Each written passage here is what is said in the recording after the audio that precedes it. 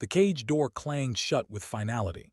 Lights blazed down like judgment, casting sharp shadows across the mat. Jason stood in the center, motionless, hands relaxed by his sides.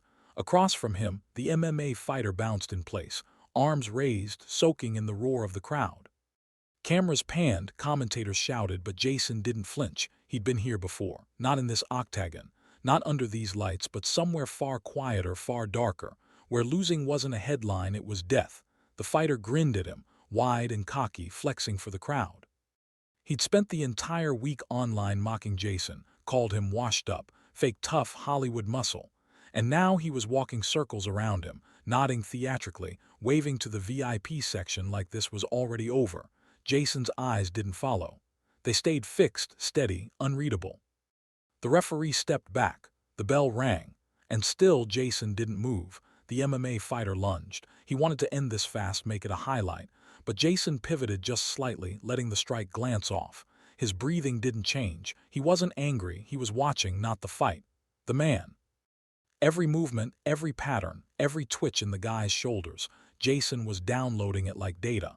Not because he needed to, because he always did. The fighter backed off, confused that his blow hadn't landed clean. He circled again, looser this time.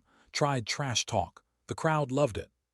He shouted something about Jason's movies, said he was just a stuntman, a mascot, a brand. Jason blinked slowly. There it was, the weakness, not the fighter's hands, the ego. This wasn't about skill anymore. It was about perception.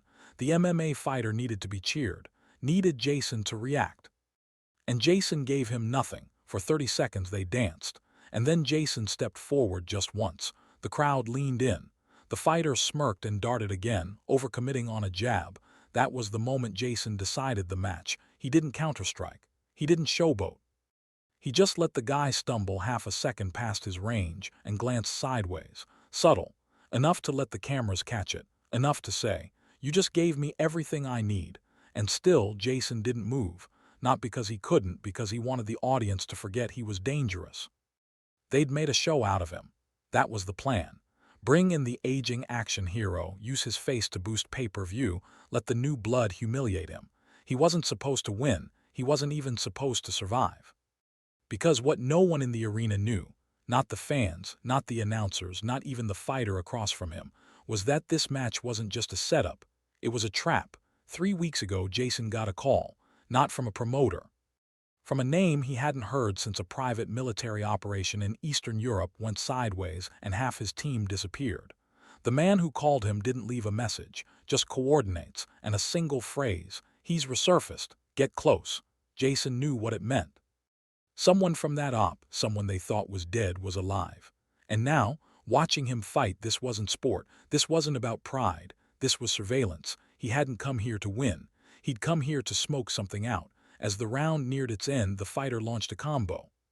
Jason led him, rolled with each strike, let the crowd roar. A cut opened near his brow. Blood ran down into his eye. But for the first time, Jason smiled. He could hear it now. The audience murmuring. The energy shifting. Doubt creeping in. That's when the flashbulbs behind the cage flared, not from fans, but from a single lens high in the press box. Jason saw it flicker 3 times. Not random. A signal. The man watching wasn't here for the fight. He was watching Jason's restraint, and that meant Jason had already succeeded. But the fighter wasn't done. In fact, he was getting cockier. His punches were louder, sloppier. He was showboating, raising his arms, daring Jason to hit back. And still, Jason stayed calm, until the fighter tried something that changed everything. He mocked Jason's past. Brought up a story he had no way of knowing, about someone Jason had lost, in a country no one was supposed to know Jason had even been. Jason didn't hear the crowd anymore, just the words, just the face, just the laugh. The cut on his brow wasn't the reason for the sudden fire behind his eyes. It was what the fighter had said. It meant someone had briefed him. Someone wanted to provoke Jason, and for the first time in the fight, Jason moved with intention. Not for the crowd, for them. He stepped forward. No stance, no tension, just calm, surgical motion. The fighter laughed again, raising his arms, and Jason struck once. Not hard, not dramatic, a tap to the throat, a shift in weight. A trip so subtle the cameras almost missed it. The fighter stumbled backward, gasping, his balance gone. His rhythm shattered. Jason didn't follow. He turned. walked back toward his corner, because he wasn't here to win the fight. He was here to bait the man behind the camera, and now he had. The fight was never the mission, but the real enemy just revealed himself, and Jason won't stay in the cage much longer. Jason stepped out of the cage without raising his arms. No celebration, no anger, no acknowledgement of the crowd that now buzzed in uneasy confusion. He didn't even look back at the fighter still coughing on the mat, trying to regain breath and pride in equal measure. That man had already played his part. Security tried to intercept him, but Jason moved through them like mist, never aggressive, never resisting, just moving with a confidence that made people instinctively step aside. Not because he was a star, but because something in his expression said, "Don't." He didn't head for the locker room. He took the tunnel that led beneath the arena, not meant for fighters but for crew and logistics. Backstage lighting buzzed overhead. Janitors paused, startled. Cameramen glanced up from gear cases. No one stopped him, because Jason Statham didn't look like a man walking off a fight. He looked like a man walking into one. At the end of the corridor, tucked behind rows of equipment crates, a steel door sat half open.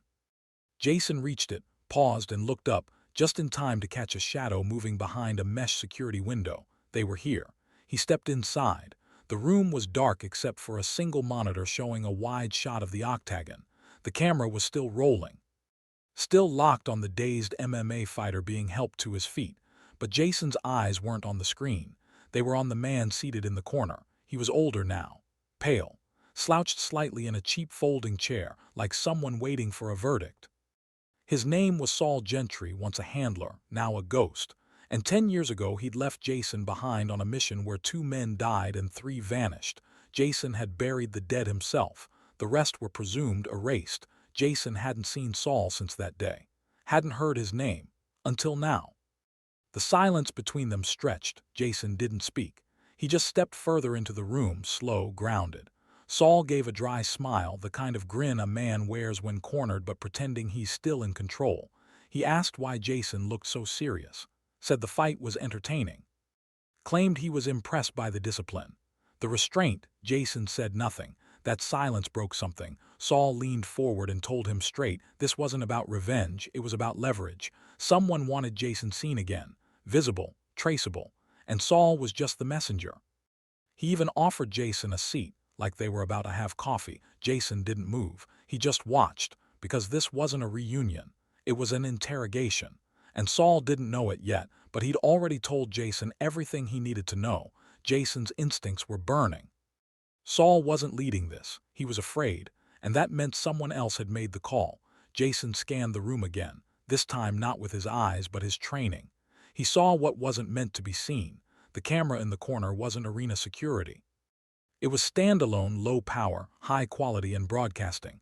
The feed wasn't being stored. It was being streamed. Someone was watching live, and they hadn't expected Jason to walk off the stage. Jason stepped forward again. Close now. Saul's expression tightened. He made a mistake, mentioned the name of a man Jason knew to be dead, and with that slip it all clicked. Saul wasn't just a messenger. He was the bait. Jason took a breath. Controlled. Calm.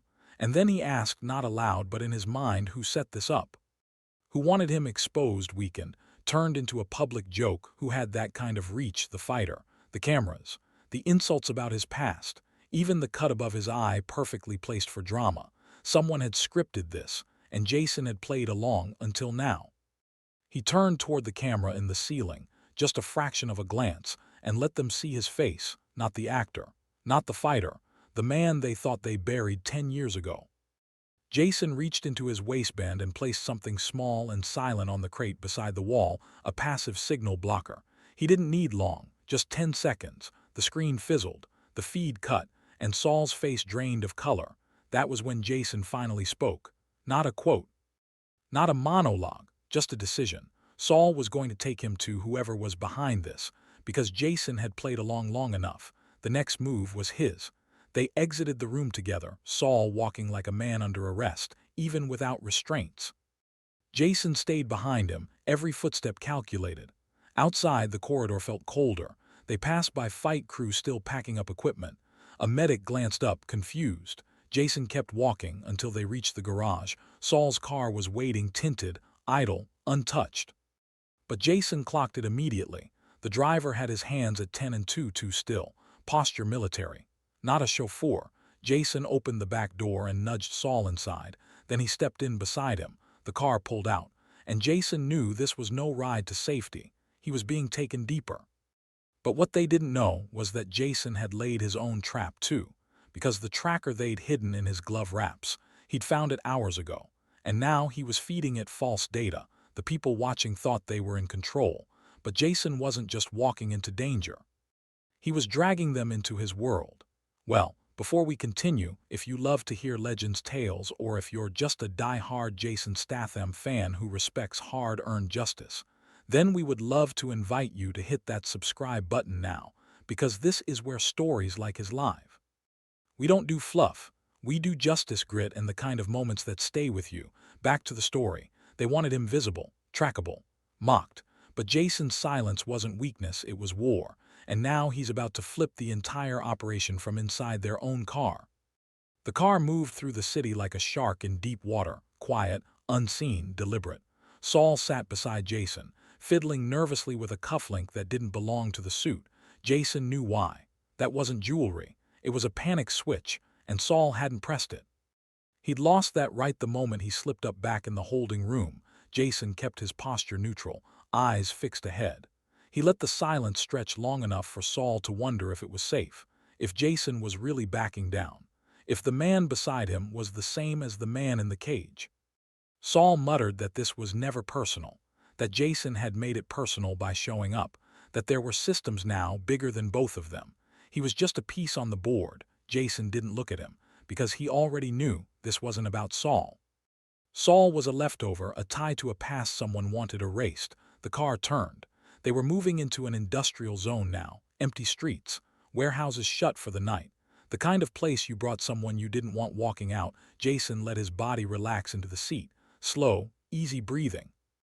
Eyes soft, mind razor-sharp. He was counting every turn, because even now, even trapped in someone else's car, Jason was still in control. The driver pulled into a lot behind a loading dock. The vehicle stopped beneath a flickering light. Jason scanned it instantly. One camera on the far pole. No angle on the license plate. No visible exits but the one they came through. Perfect. They wanted isolation. Jason would give them exposure. Saul opened the door first, stepping out with the stiffness of a man whose feet no longer believed in escape. Jason followed, slow and silent. The driver remained seated, eyes forward, but Jason saw the faint flex in his forearms, ready for something. A steel door clanged open ahead. Two men stepped out, not security, not fighters. These were operators, clean cuts, clipped movements, suits that could conceal steel. One had a calm in his ear. The other scanned Jason head to toe, not with curiosity but recognition. Jason knew that look. They weren't meeting him. They were confirming him. As if this entire event, the match, the mockery, the backstage reunion, had been a lab test. And Jason had just passed. They gestured toward the door. Jason walked. And in that moment something shifted. He wasn't their prisoner, he was their proof. Inside, the warehouse had been converted, not into a facility, not into a base, but into something stranger. A private octagon stood at the center, no ropes, just steel rail and bare mat. The walls were lined with one-way glass behind which silhouettes moved, silent observers. Not cheering fans, not executives, watchers, evaluators, stakeholders. Jason scanned the setup. This wasn't personal. It was performance. Saul muttered something beside him, said it was time to prove himself, said this would all go away if Jason just complied. Jason glanced sideways, subtle. Comply with what? And that's when the second fighter stepped into view, taller than the last, broader, but older too. Scarred hands, crooked jaw, a man who'd lived inside war and wore it like a badge. Jason recognized him instantly, not by name but by posture. This wasn't a fighter. It was an assassin trained to mimic one.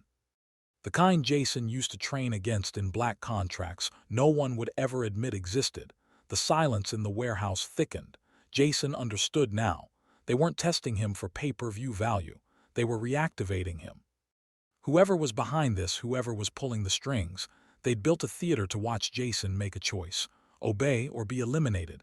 The older man stepped into the octagon, and suddenly all the lights pivoted, focused, blinding heat on bare steel. A voice crackled overhead. Robotic. Distorted, but unmistakably human, it said one thing: begin. Jason didn't move. He looked straight at the glass wall, at the shadow watching him from behind it, and for the first time he sent a message, not with words, but with a glance that said, "You forgot who I am." The older fighter lunged. No theatrics, no showboating. A silent charge designed to disable fast. Jason sidestepped and caught the man's elbow midair, redirected his weight, dropped him hard. No celebration, no gloating. Jason wasn't here to fight. He was here to deliver a message. Two more entered the ring, both at once. The watchers were escalating. Jason flowed through the blows like smoke, not striking to kill but disabling with clinical precision. Pressure points, joint locks. He was speaking their language, and what he was saying was war. Outside the ring, panic started. The silhouettes behind the glass shifted. One raised a phone. Another turned away. They weren't expecting defiance. They were expecting submission. Jason used that. The instant the last opponent fell, Jason took the advantage no one saw coming. He bolted from the ring, not out of fear, but toward the walls, toward the glass, because behind that glass was the only person whose reaction mattered, and Jason had seen him. A face from a past everyone assumed buried. The same man who'd once ordered a blackout mission in Belarus. The same man who'd called it off mid-op and left 6 men to die. Jason reached the wall and stopped, because the man behind it was smiling, not in fear, but in satisfaction. Jason hadn't been lured in to test his strength. He'd been brought back to prove he hadn't lost it. And now, they were ready to use him again, whether he agreed or not. He wasn't here to fight for pride, but now they want him back on their terms. And what they didn't plan for was Jason rewriting the mission from the inside. Jason stood frozen, chest rising slow and steady, eyes locked on the face behind the glass. The same man who had disappeared a decade ago under a web of classified files and fake deaths. His name had been redacted on every page Jason ever tried to pull. But the face, Jason had never forgotten the face. Brannick, the man who'd once run operations so dark they didn't have code names.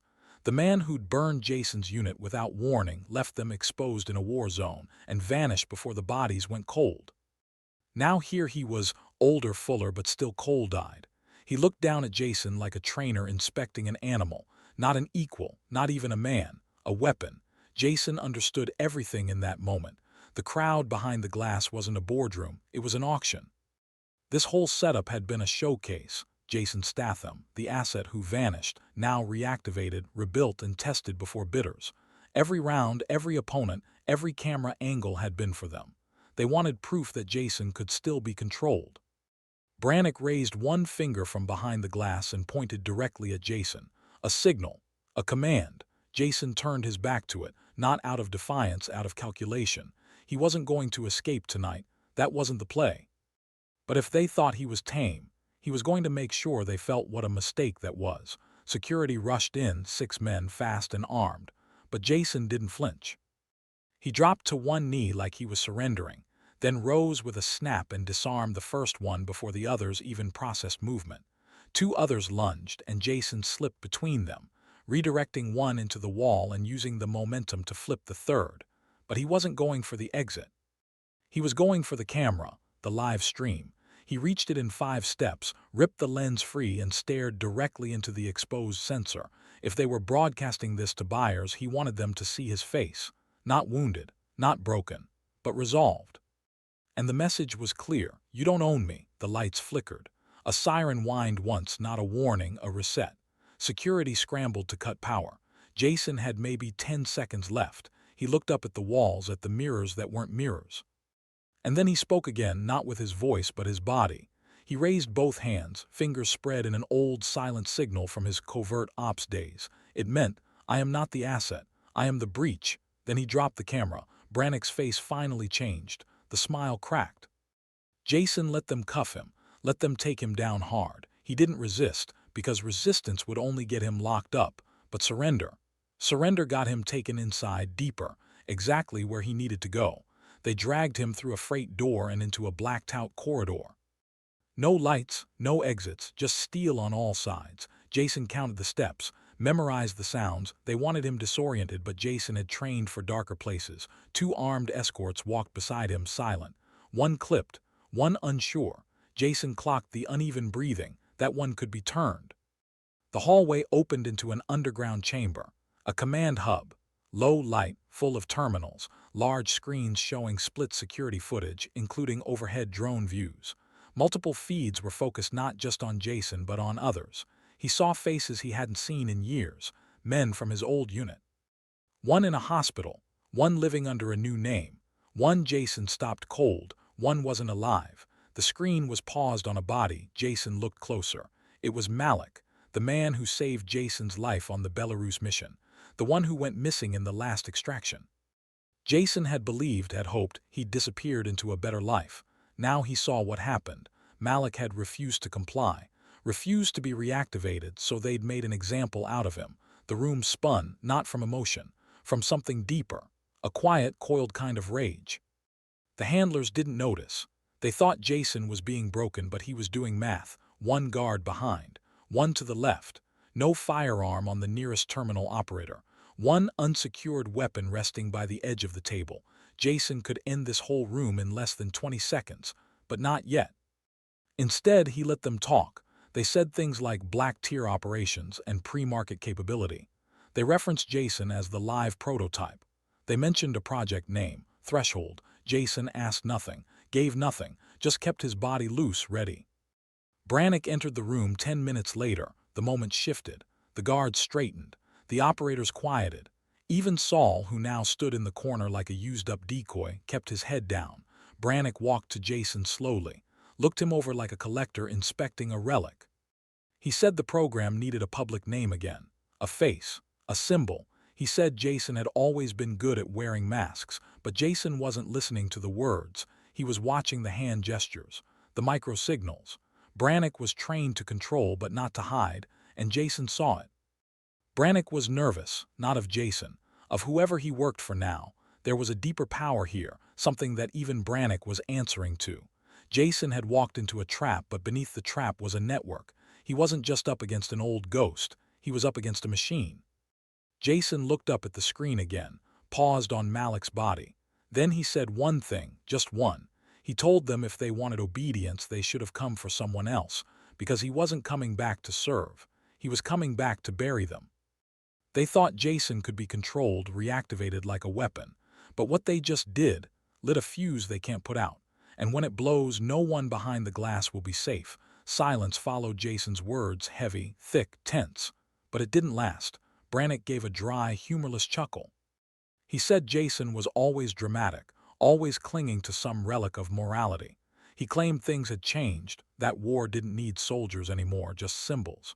That Jason didn't have to believe in anything. He just had to stand still while others aimed. Jason didn't respond. Because the speech wasn't for him. It was for the people behind the walls, the buyers, the observers, the ones feeding this machine from their remote palaces and black sites. But what they didn't realize was that Jason wasn't standing still. He'd been moving this entire time, not his body but the plan. 3 hours ago, before stepping into the arena, he'd made a call. Not to a friend, not to a contact, to a woman named Kyra. No one in this room even knew that name. But 10 years ago, she had been part of an internal ops cleaning unit, the kind that buried programs after they leaked. Not law enforcement, not whistleblowers, more like silencers. Jason saved her life once, and in return she'd promised to return the favor just once. Now that favor was in motion. As Brannick continued talking, Jason glanced at the ceiling's corner. There, the tiniest flicker of red, invisible to most, but unmistakable to Jason. Kyra was in the system, and the feed was no longer going out. It was being pulled in. Jason raised his chin slightly. That was the only signal he gave.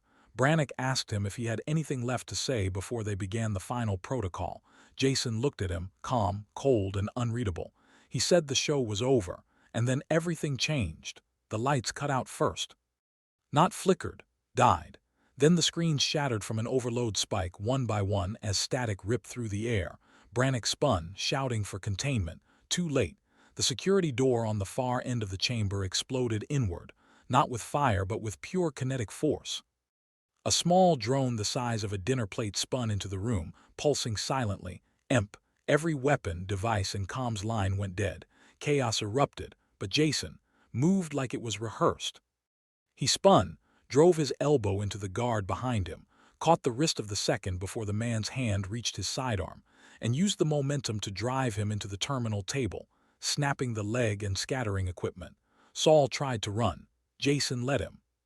Because Saul wasn't part of the machine anymore. He was already broken. Jason went for Brannick. The man backed away, reaching under his coat, still believing he had control. Still believing in his toys and weapons and emergency comms. But none of it worked. Kyra had killed the entire system. And Brannick, he was just a man now. Jason reached him before he could finish a sentence. He didn't throw a dramatic punch. He didn't yell. He disarmed him emotionally. He leaned close and told him something Brannick hadn't expected, that Malik's death wouldn't be hidden. That the people in the shadows watching this circus wouldn't leave unscarred. Because Jason hadn't come here to take revenge. He'd come to burn the house down. Brannick lunged out of desperation. Jason stepped aside and let him fall face first into the concrete. By the time he turned around, the rest of the guards were either unconscious or running. Some had already vanished through side exits, but they wouldn't get far. Outside, engines roared, not black subs, but motorcycles. Kyra's people. They weren't mercenaries. They weren't heroes. They were cleaners, and they'd come not to protect Jason, but to erase the archive after he extracted what mattered. Jason stepped out into the cold air. Sirens echoed far in the distance, real ones now, not private signals. Authorities had been tipped anonymously just 15 minutes before the breach, long enough to arrive after the fireworks but soon enough to collect the aftermath. Kyra met him in the lot, no hug, no words, just a look. Jason nodded once. That was all. She handed him a plain bag with new clothes, a burner phone and coordinates. He asked if she'd gotten what he asked for. She said yes. The files were real. The bidders had names. The buyers had titles. And the world was about to learn what they'd tried to build. Jason told her to burn the facility after he left. She already was. The ride out was silent. Jason didn't look back. He didn't need to. The fire behind him wasn't just literal. It was symbolic. It was the end of something, but not the end of everything, because this wasn't over. What they tried to do, turn him into a symbol, a puppet for sale, wasn't unique to him. It was happening everywhere to people less prepared. He'd seen their faces on the screens, files full of names. Jason had a new mission now, not revenge, exposure. He wouldn't be an assassin. Or a fighter or an actor. He'd be something they couldn't control, a crack in the system.